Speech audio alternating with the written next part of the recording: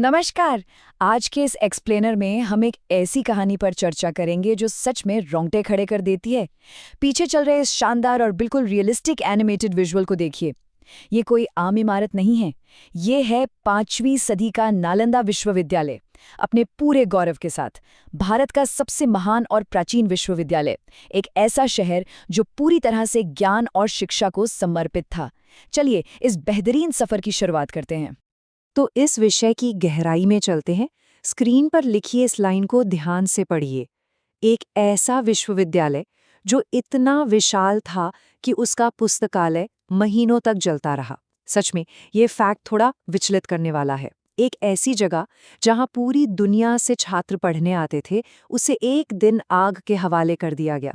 और वो आग इतनी भयानक थी कि महीनों तक धधक धधक कर जलती रही। लेकिन इस दुखद अंत तक पहुंचने से पहले उस स्वर्णिम युग को समझना बहुत जरूरी है, जिसने इस जगह को ज्ञान का सच्चा मंदिर बनाया था। इस शैक्षिक साम्राज्य के उत्थान और दुखद पतन का एक छोटा सा टाइमलाइन देखते हैं। 5वीं सदी में गुप्त वंश के सम्राट कुमारगुप्त ने इसकी स्थापना की। फिर आती है 7वीं सदी, जब प्रसिद्ध चीनी यात्री हुएन तांग्यांग यहाँ आए। उसके बाद सीधे 12वीं सदी का वो अंधकारमय दौर, जब बख्तियार खिलजी ने इसे तबाह कर दिया। और अब 21वीं सदी में हमारे पास इसके आधुनिक खंडर हैं और इसे पुनर्जीवित करने की कोशिशें चल रही हैं। ये सफ़र काफ़ी उतार चढ़ाव भरा रहा है। 10,000, अब ये कोई साधारण आंकड़ा नहीं है। जरा कल्पना कीजिए, आज से लगभग 1500 साल पहले, जब दुनिया के ज्यादातर हिस्सों में पढ़ाई लिखाई का ढंग से विकास भी नहीं हुआ था, तब नालंदा के कैंपस में एक साथ 10,000 छात्र रह रहे थे और पढ़ रहे थे। एक ही जगह पर इतने सारे विद्यार्थियों का होना अपने आप में एक बहुत बड़ी बात है।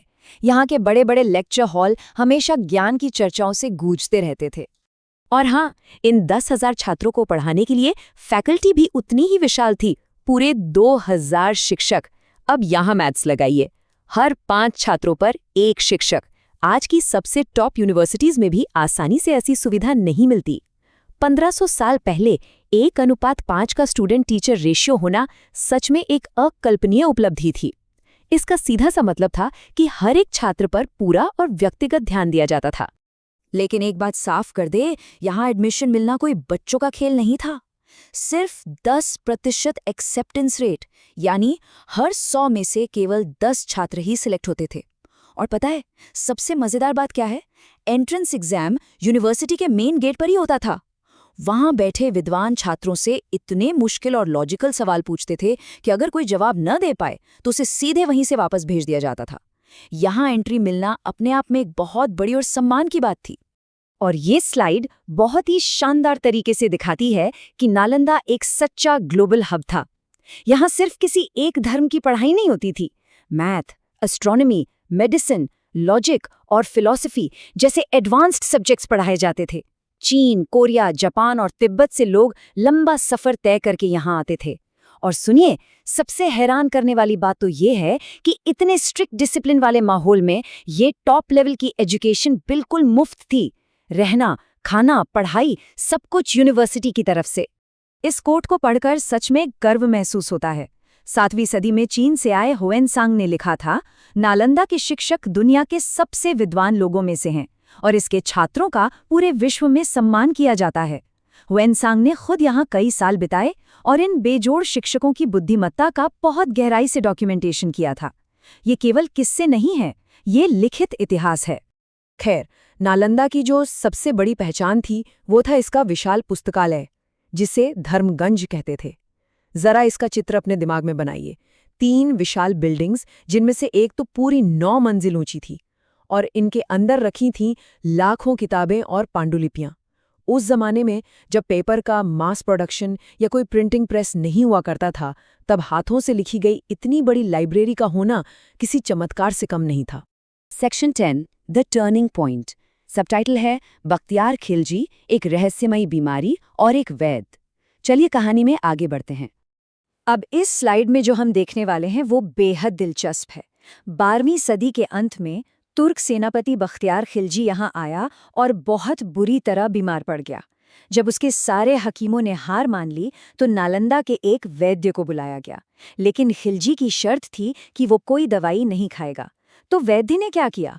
उन्होंने बड़ी चतुराई से एक किताब के पन्नों पर एक खास दवाई का लेप लगा दिया। जब खिलजी ने वो किताब पढ़ी तो पन्ने पलटने के लिए उसने अपनी उंगलियों को जीभ पर लगाया और बस पढ़ते पढ़ते वो दवाई उसके शरीर में चली गई और वो पूरी तरह ठीक हो गया। यहाँ एक तरफ हकीमों का अहंकार था और दूसरी तरफ एक आम सी किताब की ताकत। जब खिलजी को इस सच्चाई का पता चला कि उसके पूरे दरबार के हकीम जो ना कर सके वो नालंदा के ज्ञान और एक किताब ने कर दिखाया, तो वो पूरी तरह बौखला गया। उसके अंदर ज्ञान को लेकर एक अजीब सा डर बैठ गया। उसे लगने लगा कि ये इल्म, ये जानकारी उसकी अपनी ताकत और सत्ता के लिए आगे चलकर सबसे बड़ा खतरा बन सकती है। और दोस्तों, इसी डर का नतीजा था इतिहास की सबसे दुखद घटना। बिना किसी पक्षपात के अगर ऐतिहासिक तथ्यों को देखें तो बताया जाता है कि इसी डर के कारण खिलजी ने इस महान विश्वविद्यालय को तबाह करने का आदेश दे दिया। हजारों शिक्षकों और छात्रों को बेरहमी से मार दिया गया और वो 9 मंजिला धर्मगंज पुस्तकालय, उसे आग लगा दी गई। उस आग में किताबें और पांडुलिपियां इतनी ज्यादा थीं कि वो महीनों तक लगातार जलती रहीं। सदियों का इकट्ठा किया हुआ ज्ञान, मानवता की इतनी बड़ी धरोहर, सब राख हो गया। एक पूरा युग वहीं खत्म हो गया। Section 14, the silent ruins. Subtitle, आधुनिक बिहार में गौरवशाली अतीत की गूंज। खैर, आज जब हम उन शांत खंडहरों को देखते हैं तो एक बात बिल्कुल साफ हो जाती है कि ज्ञान हमेशा से ही सबसे शक्तिशाली रहा है। लेकिन अंत में ये एक्सप्लेनर एक बहुत ही गहरे सवाल के साथ खत्म होता है। क्या हमने अपनी इस ऐतिहासिक धरोहर की रक्षा करना सीख लिया है? क्योंकि अगर इस महान विरासत को संभाल कर नहीं रखा गया तो इतिहास वाकई खुद को दोहरा सकता है। ये सिर्फ ईंटों और पत्थरों की कहानी नहीं है, ये हमारे अस्तित्व और मानव इतिहास का एक अहम हिस्सा है। इस विचार के साथ आज का ये विश्लेषण यहीं खत्म करते हैं।